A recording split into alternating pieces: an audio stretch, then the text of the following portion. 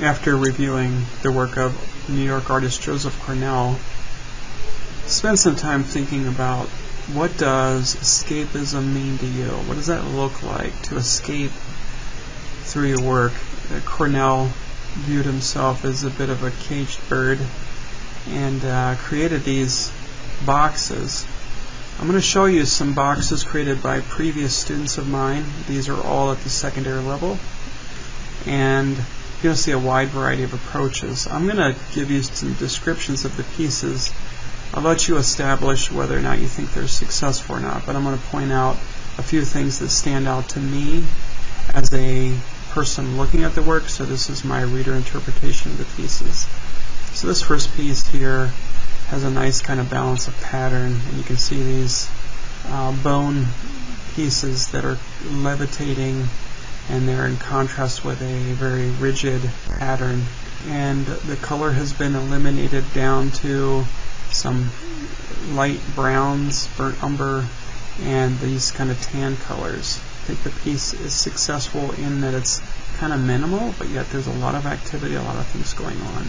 This is the shell of a beetle that has been mounted in a jeweler's box and typography added.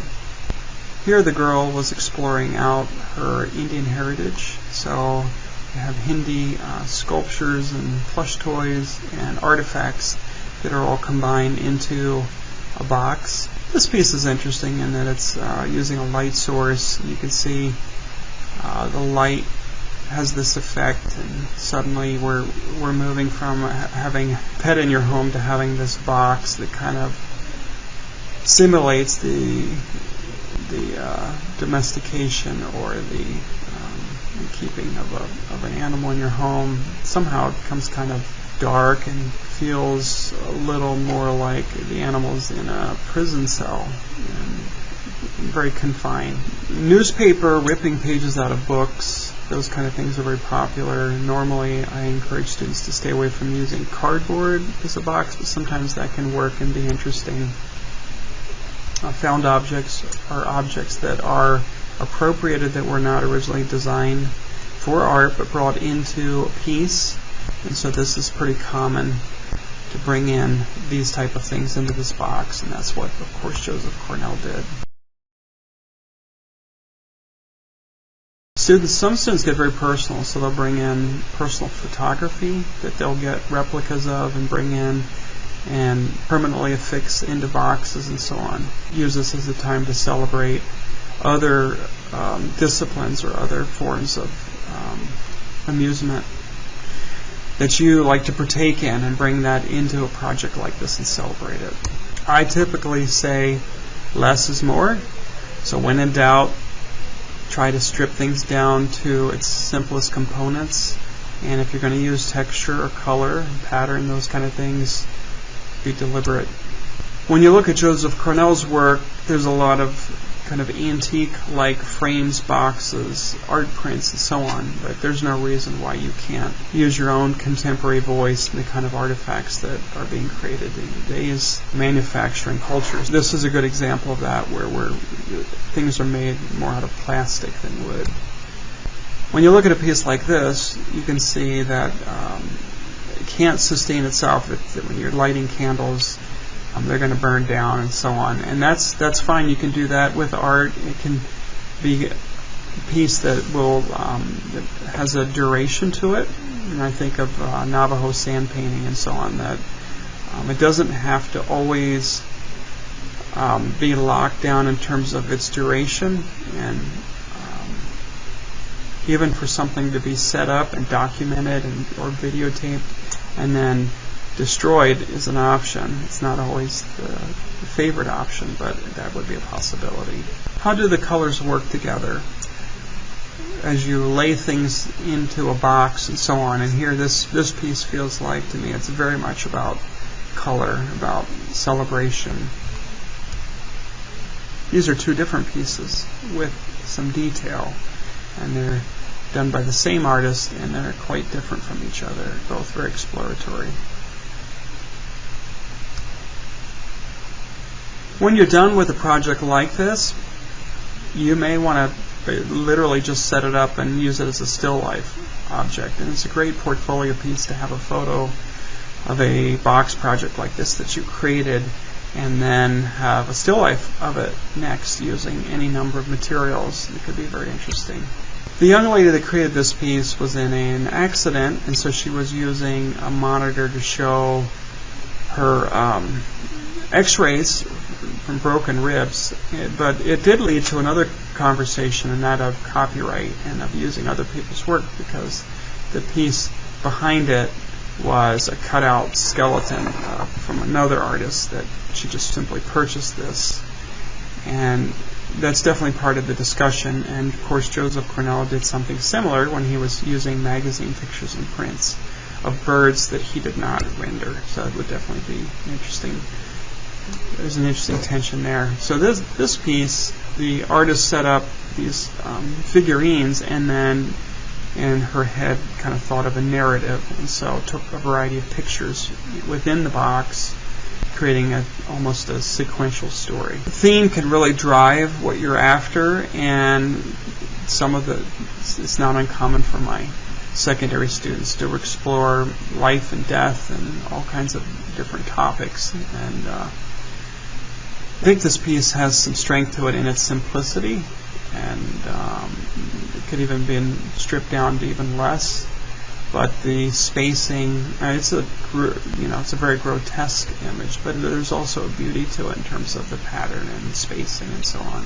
So it's really more of an aesthetic piece, and the student that did this is exploring out, cut paper as a sculptural element, and then of course found objects with the feathers. You don't have to use a box, or a frame, and so this project is wide open for a lot of different explorations with the containers and so on.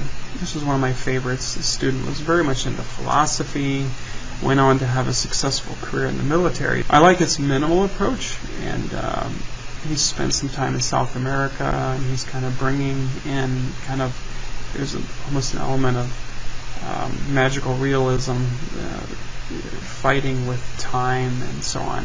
You'll notice quite a few students like to explore the idea of time and using clocks as part of their work. This is a piece that has certain religious significance to the artist as they're exploring out meditation practices and so on. And the little cabinet drawers can hold little artifacts of the choosing of the person that owns the box. It's popular to go to antique stores, and I find a lot of students will head off and find a few artifacts, and they like to build their project around a couple key pieces that they find. Miniatures is an interesting exploration for this project, and this young lady carved out a lot of different items you'll see here and painted them, and so she's working with the idea of a miniature structure.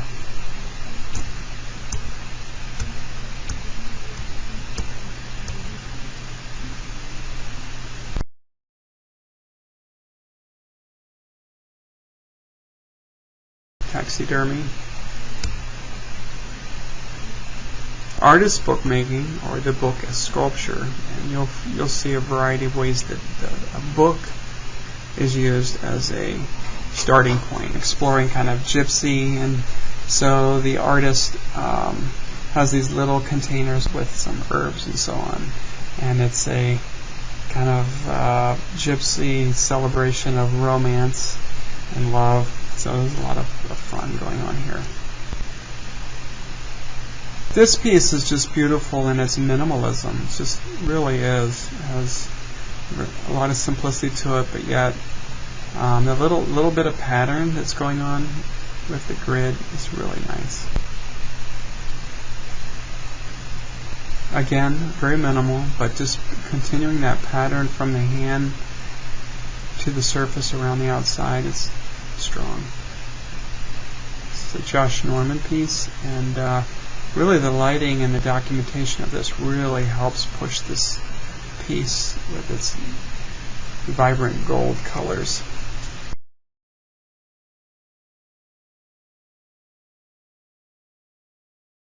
This young lady took ceramics class, and here again we can see the revisit of book, cutting a book, placing the figurine, which becomes a bit of a almost looks like an ancient fetish symbol, and a lot of care taken with this. And she also did this piece, even around the perimeter, just lots of handling the piece, kind of trying to find where the piece kind of ends, how to bring the piece to closure. This piece is very much about almost chaos, and it's all kind of, for the most part, natural in nature. With just a lot of texture, a lot of activity going on.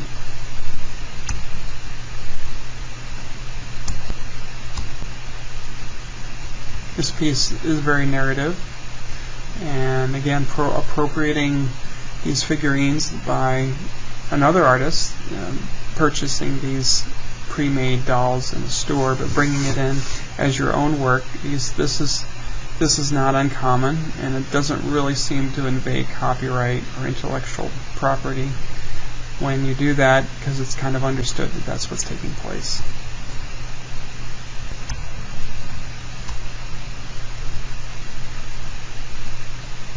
So while you look at this piece, that you might feel like when opening it and kind of seeing the noose, the drama of it, that's kind of what makes the piece work for me. The theme is, unsettling, but also just the craftsmanship of going in and like toning down the screws and the woodwork and how everything was handled. It really is a strong piece in terms of craftsmanship itself. This is a fun piece of actually bringing a live plant into the piece. So you can see here from the top of the surface you have a live plant. You remove the lid and you get underneath it here. To live, we must first die. This is an old piece that I transferred from an old slide, but you plug it in using Christmas lights. It kind of has a little bit of a Haitian voodoo feel to it. One of the more colorful pieces I've had. You can appropriate from objects like radios and so on, TVs.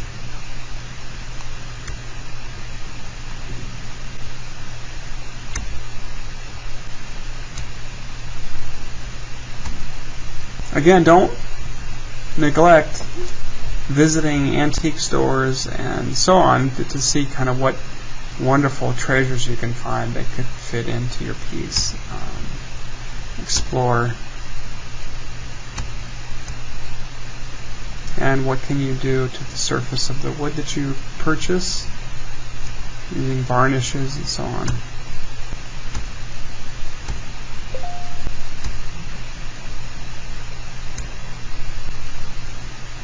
Pattern can be an important part of what you're doing. This piece was done at home, so they didn't bring this in.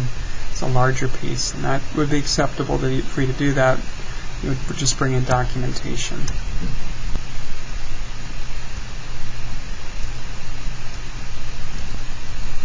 These all could plug in. They're like little light boxes, and when you plug them in, it really made the image pop in an interesting way.